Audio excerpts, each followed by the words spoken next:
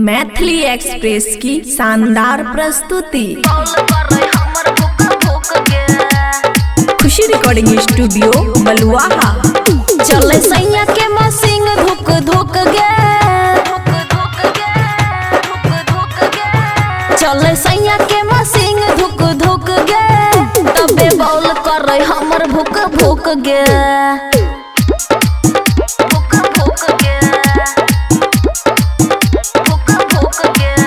Liver ऊपर नीचा करे रुक रुक गे, तबे बॉल करे हमर भुक भुक गे।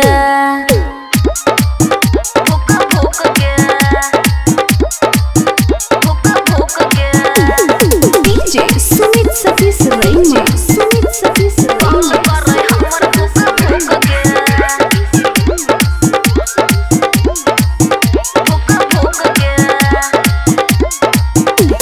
तेल रहे सैया के टंकी में खाली, चेक करई छै सटा के हाली हाली। तेल रहे सैया के टंकी में खाली, चेक करई छै सटा के हाली हाली। मोबिल बाहर निकल गेलै सुख गे, मोबिल बाहर निकल गेलै सुख गे, तबे बॉल करे हमर भुक भुक गे।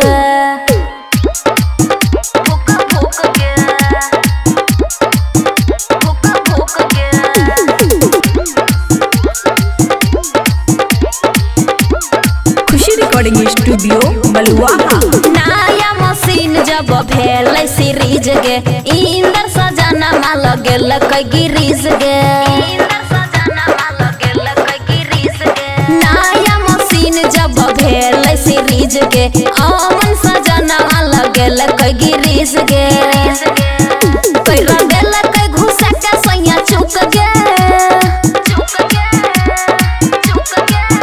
कैरा गेल कई घुसा के सैया चुक गे, तबे बॉल करे हमर भुक भुक गे।